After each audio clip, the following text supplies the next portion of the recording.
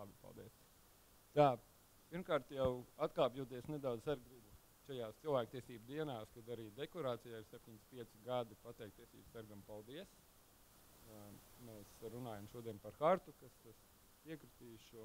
Kvalitāte Lukai nav tik bieži varbūt diskutēts temats, bet iemesli varbūt ir kaut kur objektīvi. Hartu nereti salīdzina ar Eiropas cilvēktiesību konvenciju.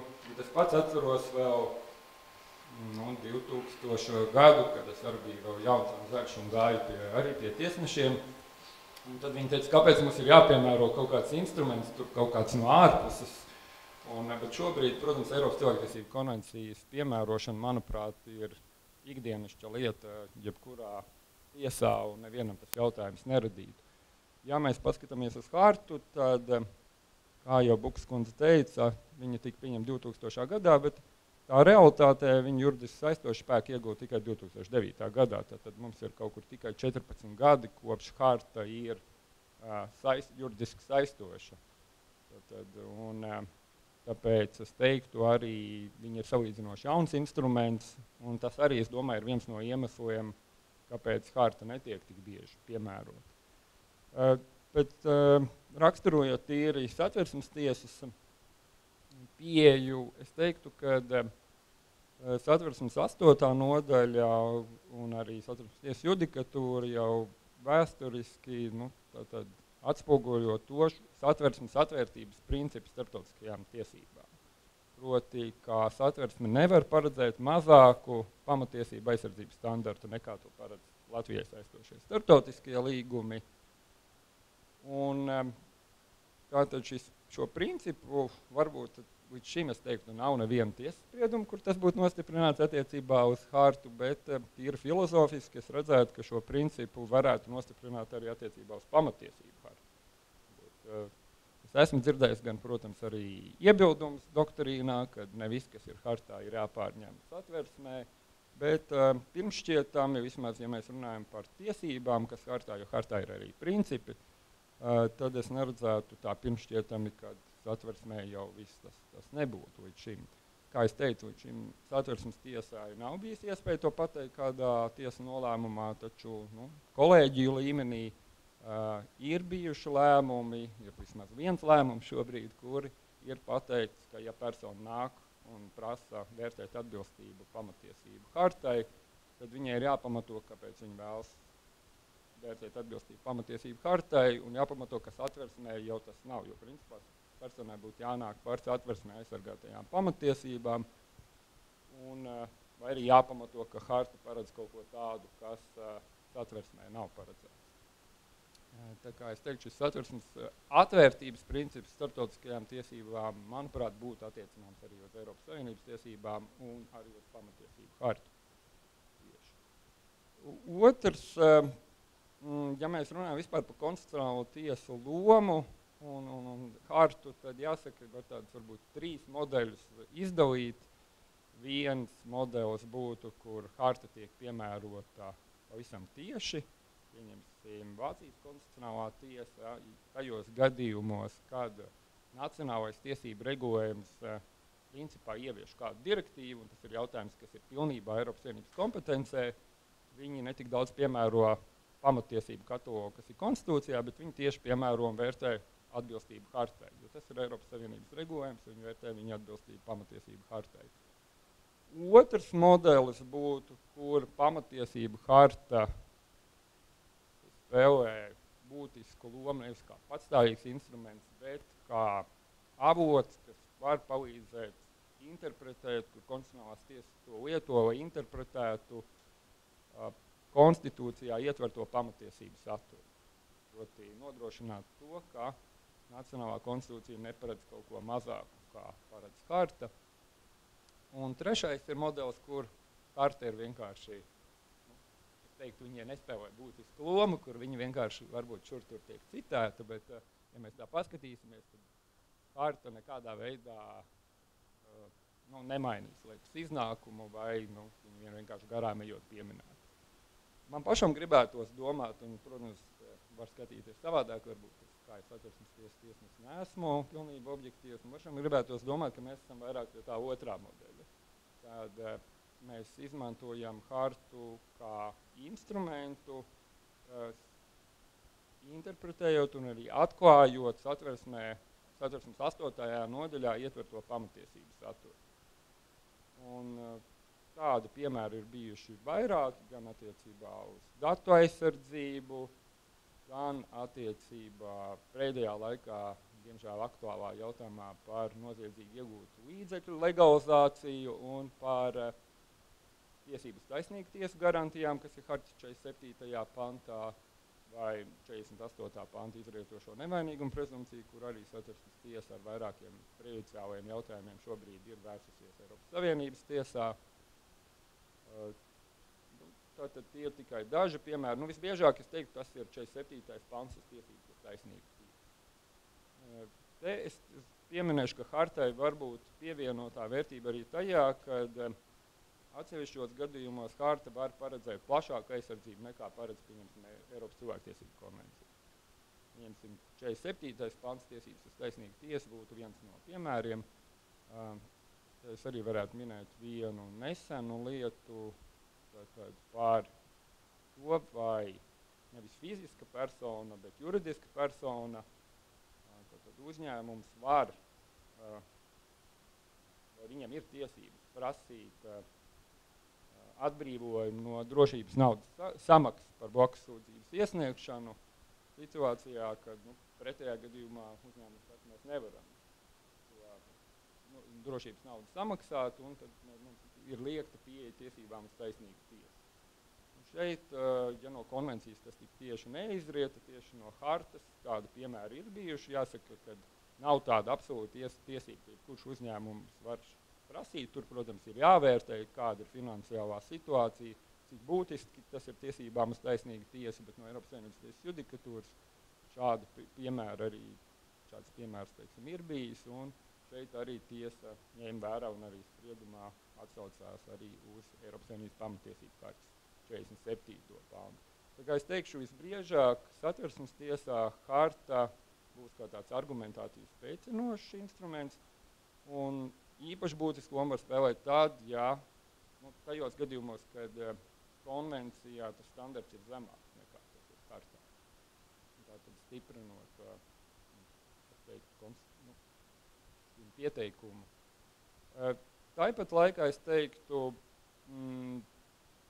jautājums par pamatiesību hartu ir varbūt tādi polemiski jautājumi var parādīties arī citā plāksnē, un šeit es gribētu pieminēt lietu, kas ir aizgājusi uz ārpus lieta Cileviča pret Latviju. Mēs viņu paši tiesā saucam par augstskolu lietu, bet uz āru Eiropas tiesību zinātāju vidū, ja es pateiksiet Cileviča pret Latviju, visi zinās, kā lieta ir aizgājusi. Pašam Borisam Cilevičam varbūt to negribot, bet viņi ir aizgājusi tieši tā. Un atgādināšu nedaudz faktus. Tā lieta būtu citu iemeslu dēļ tik plaši tiek apspriesta, bet saistībā ar hartu viņi ir varbūt arī interesanti saistībā ar hartas un satversmes miedarbību. Tātad šajā lietā strīds bija par to, kad tātad parlamentu deputāti nāca ar abstrakto apstrādes kontrolas ietvaros ar sūdzību par to, ka augstākās izglītības regulējums, kurš paredz pārēju pamatā, es teikšu, šeit tur bija arī atsevišķi izņēmumi, paredz pārēju uz mācībām latviešu valodā arī augstākās izglītības pakāpē, tātad, ka tas neatbilst vairākiem satversmes pantiem, bet viņi norādīja uz to, ka tas arī neatbilst līgumam par Eiropas Savienības darbību 49. pantam, tā ir uzņēmēja darbības brīvība, un arī pamatiesību hartas 16. pantam darījuma darbības brīvība. Un es iešu uzreiz uz pamatiesību hartas aspektus, nestāstīšu par citiem aspektiem, jo tur ir tajā lietā ļoti daudz dažādu, interesantu pavērsienu. Tātad, proti, ja igauņu uzņēmējs vēlētos Latvijā dibināt privātu augstskolu, kā mūsu pamatā studijas viss ir valsts valodā, tad viņam sanāktu, ka viņš akadēmisko mācību personālu viņš varētu izvēlēties, viņiem būtu nepieciešams valsts valodas zināšanas. Droši vien, ka Igaunijā viņš daudz tādu cilvēku nevarētu atrast, tad viņam pamatā būtu, viņš nevarētu izmantot, pieņemsim, ja viņam jau Igaunijā ir augstskola, viņš nevarētu izmantot tos profesors, viņam būtu jāalgo, Jāni vai kāds cits profesors, kāds no Latvijas. Ja? Tāpēc te bija jautājums, vai tas neierobežo uzņēmēju darbības brīvību, jo Igaunijas uzņēmums nevar ienākt tā brīvi šeit, viņiem ir jārēķinās ar noteiktām prasībām.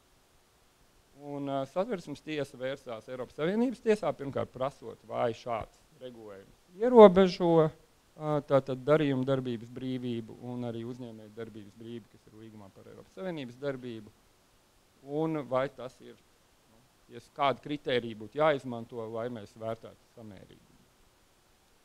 Un šeit man jāsaka, diemžēl, Savienības tiesa, es varbūt viņus drusciņi var saprast, bet viņi gāja no Savienības tiesas efektīvāko ceļu, viņi vērtēja tikai atbilstību līgumam par Eiropas Savienības darbību 49. pantam, uzņēmējdarbības brīvībai pasakot, ka nav nepieciešams atsevišķi vērtēt, vai šis ierobežojums atbilst arī hartas 16. pantam, darījuma darbības brīvībai pasakot, ka sniedzot atbildi par 49. pantu, tas būtu jau attiecināms arī uz hartas 16. pantu, atsevišķi neko plašāk neizsakoties.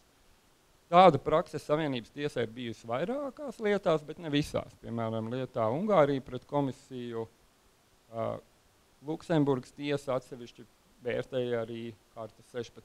pantu.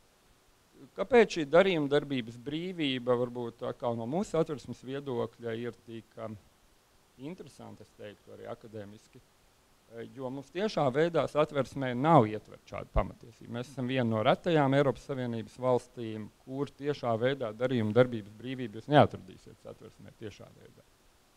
Un Satversmes tiesa ir pateikusi jau iepriekš, ka komercdarbības būtiski ierobežojums skar 105. pantu, tātad, un arī šajā lietā tātad tiesa to pateica. Bet jautājums ir, tātad, komercdarbības būtiski ierobežojumi būs situācijā, kad persona jau ir uzsākusi komercdarbību. Bet kas notiek tad, ja tā saucamais igaunis grib ienākt Latvijā? Viņš vēl šeit nav, viņš neveic vēl nekādu veidu komercdarbību šeit. Tad tiesa pateica, ka tas nav 105. pants, atstājot atvērtu jautājumu, kurā Satversmes pantā tas varētu būt.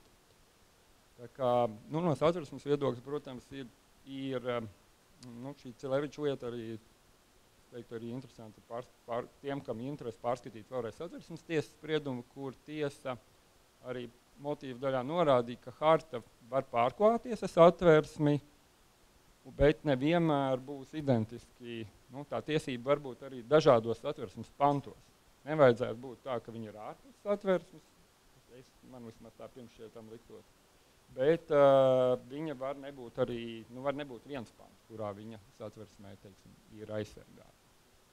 Tas ir nedaudz par Cileviča lietu, tīri, par hartas un Satversmes miedarbības kontekstā. Tātad, nobeidzot, es teiktu tā par hartas piemērošanu plašāk. Kā es teicu, kad droši vien, ka mēs nevaram salīdzināt hartu ar konvenciju, kā es teicu, harta ir salīdzinoši jauns instruments, un otrs, protams, ka hartā ir tādi ierobežojumi, kas izriet tieši no hartas 51. panta, kurš principā pasaka to, ka hartu mēs piemērojam tajos gadījumos, kas skar Eiropas Savienības tiesības. Kad jautājums skar Eiropas Savienības tiesības, kā konkrētā igauņa gadījumā, kur viņš vēlas atnākt Latvijā un veikt uzņēmēju darbību. Protams, tas neliedz hartu izmantot kā palīgu avotu, kā argumentācijas stiprinājumu arī citās lietās. Tas, ko, man liekas, mums joprojām ir jādara, ir jāmācās par hartu, jo es pieļauju, ka ik viens tiesību piemērotājs, ja viņš par to nezina, viņš labāk to noliks malā un to nepiemēros. Tā kā mums ir jāturpina par to mācīties, jāturpina par to diskutēt. Un gan tiesnešiem, gan es teiktu arī advokātiem, arī juristiem. Jo tad, kad advokāts vai jurists atnāk un viņš ir iekļāvis hartu prasījumā, tiesnesim jau kaut kā ir uz to jāatbild. Tā kā arī tas liek tiesnešiem arī uz to atbildēt. Tā kā es teiktu, ir būtiska loma ne tikai tiesnešiem, bet arī advokātiem, juristiem, vai viņi aktīvāk piemērot hartu. Tas būtu manas galvenās atziņas šobrīd. Paldies! Liels paldies! Es varbūt izmantošu savus moderātoru privilēģijas, un es varbūt varu īsu jautājumu uzdot. Vai jūsuprāt, jūs minējāt par pieteikumu iesniedzējiem un par to, ka arī viņiem būtu jāmācās, proti advokātiem. Reizēm pieteikumos dažādām tiesām un dažādām arī iestādēm pieteikumu iesniedzēji norāda ļoti daudz dažādus dokumentus. Visu, ko var izdomāt un kas varbūt ir piemērojams konkrētai situācijai un varbūt kas ir mazliet attālāks. Kā ir ar pamatiesību hartu? Es no jūsu teiktā nojaušu, ka jūs varbūt pat sagaidītu dažbrīd, ka tā tiek vairāk minēta, bet vai tā tiek arī pārprasta kādreiz? Kā jau es teicu, ja mēs runājam tieši par Satversmes tiesu, tad es vairāk varbūt domāju vispārējās tiesā, ka to varētu plašāk. Satversmes tiesas pieeja būtu tāda, ka, ja individs vērsīsies, individam principā jānāk par satversmē aizsargātajām pamatiesībām. Tiesības sargs varētu nākt arī par atbilstību starptautiskajam līgumam. Bet vienmēr būs jāpamato, kāpēc jūs nākat nevis par satversmi, bet hartu, jo, ja pieņemsim tā pati tiesība ir aizsargāta satversmē, tad būtu jānāk satversmes tiesā par satversmē aizsargāto tiesību. Taču, ja var pamatot, ka hartā ir kaut kas tāds, kas vismaz tiešā veidā satversmē nav atrodams, tādā veidā, pieņemsim, tiesības sargis pavisam noteikti redzētu, ka viņš varētu nākt arī par prasīt atbilstību pamatiesību hartai, kā starptautiskam līgumam. Bet es domāju, arī vispārējās tiesās, ne tikai satversmes tiesā, mans tas secinājums varbūt bija plašāks, bet ir svarīgi noteikti pamatot, kāpēc jūs nākat pa hartu, vai tas nebūtu vienkārši, kā Bukskundze teica, varbūt tāds tajā garajā rindā, jo, protams, ir dažreiz par ļoti daudz un dažādiem, bet kad individi tiešām norāda, kas ir tas hartas aspekts, kurš ir būtisks tajā lietā.